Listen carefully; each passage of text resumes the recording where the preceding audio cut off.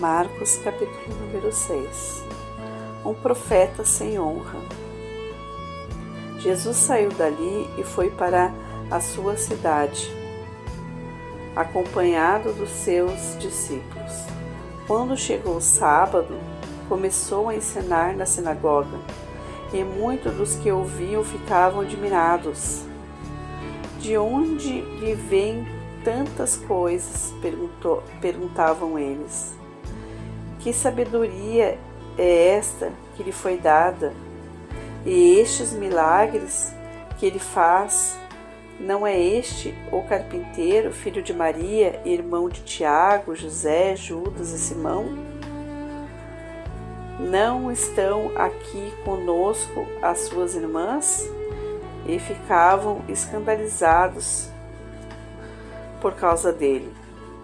Jesus disse: só em sua própria terra, entre seus parentes, em sua própria casa, é que um profeta não tem honra. E não pode fazer ali nenhum milagre, exceto impor as mãos sobre alguns doentes e curá-los. E ficou admirado com a incredulidade deles. Jesus envia os 12.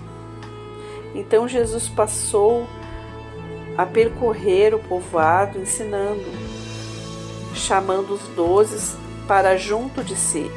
Enviou-lhes de 2 em 2 e deu-lhes autoridade sobre os espíritos imundos. Estas foram as suas instruções: não levem nada pelo caminho, a não ser um bordão. Não leve pão, nem saco de viagem, nem dinheiro em seus cintos.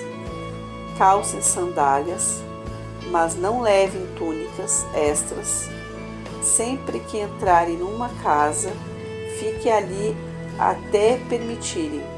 E se algum povoado não os receber, nem os ouvir, sacudam a poeira dos seus pés quando saírem de lá, como testemunho contra eles. Eles saíram e pregaram ao povo que se arrependesse, expulsaram muitos demônios e ungiram muitos doentes com óleo e os curaram. João Batista é decapitado.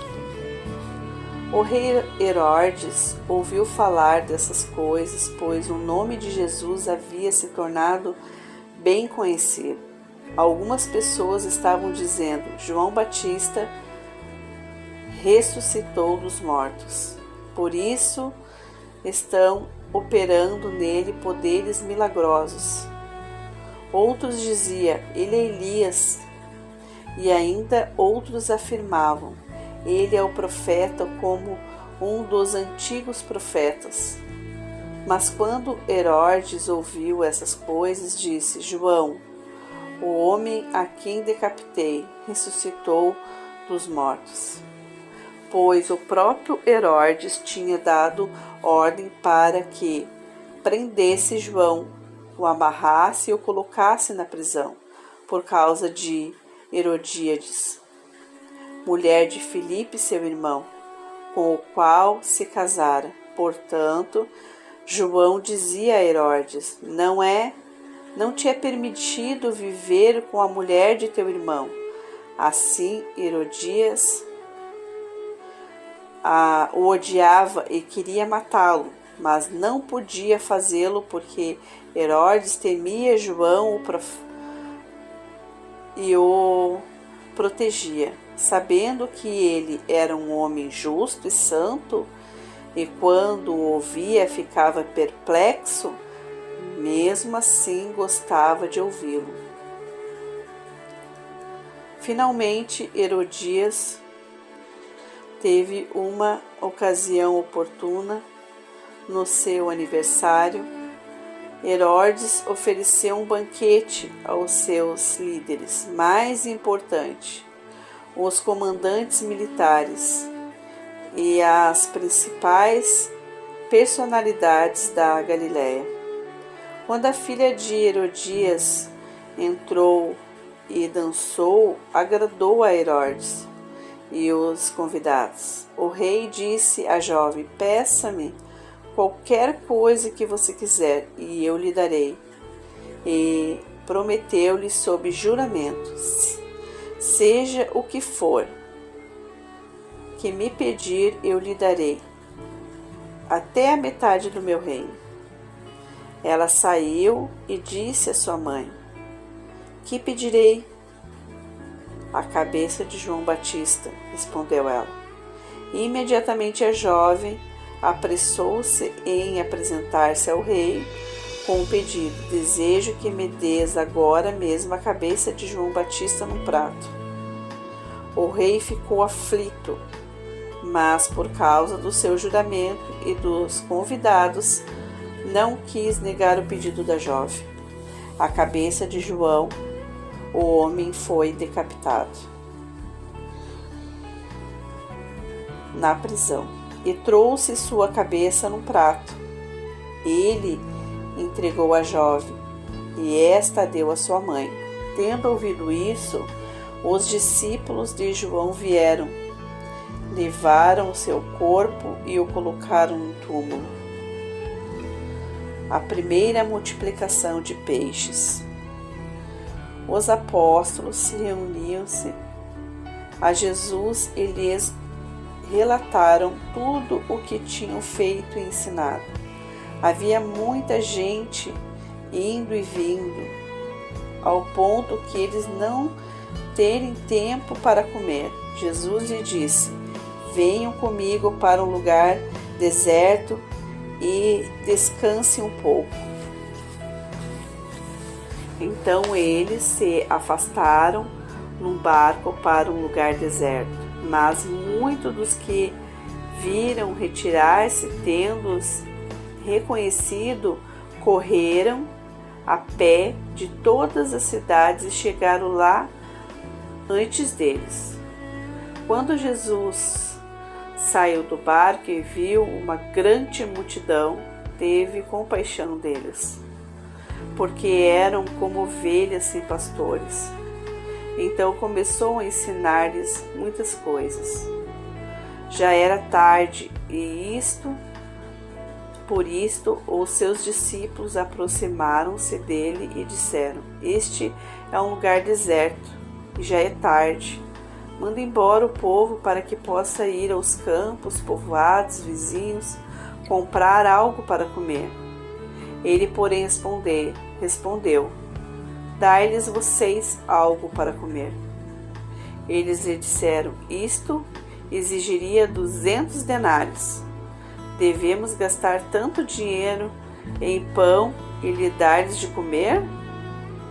Perguntou ele: quantos pães vocês têm? Verifiquem. Quando ficaram sabendo, disseram: 5 pães e 2 peixes. Então Jesus ordenou que fizessem todo o povo assentar-se em grupo na grama verde.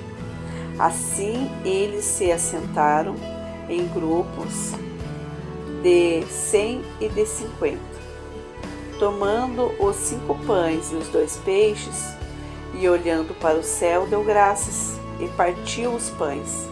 Em seguida, entregou aos seus discípulos para que servisse ao povo. E também dividiu os 2 peixes entre todos eles. Todos comeram e ficaram satisfeitos. E os discípulos recolheram 12 cestos cheios de pedaços de pão e de peixe. Os que comeram foram 5.000 homens. Jesus anda sobre as águas. Logo em seguida, Jesus insistiu com os discípulos para que entrassem no barco e fosse diante dele para Betsaída. E enquanto ele despedia a multidão, tendo-a despedido, subiu em um monte para orar. Ao anoitecer, o barco estava no meio do mar e Jesus se achava sozinho em terra. Ele viu os discípulos remando com dificuldade, porque o vento soprava contra eles. Alta madrugada, Jesus dirigiu-se a eles, andando sobre o mar, e estava já a ponto de passar por eles, quando o viram andando sobre as águas. Pensaram que fosse um fantasma. Então gritaram, pois todos o tinham visto e ficaram atemorizados. Mas Jesus imediatamente lhes disse: coragem, sou eu, não tenham medo. Então subiu no barco para junto deles, e o vento se acalmou, e eles ficaram atônitos, pois não tinham entendido o milagre dos pães, o coração deles estava endurecido.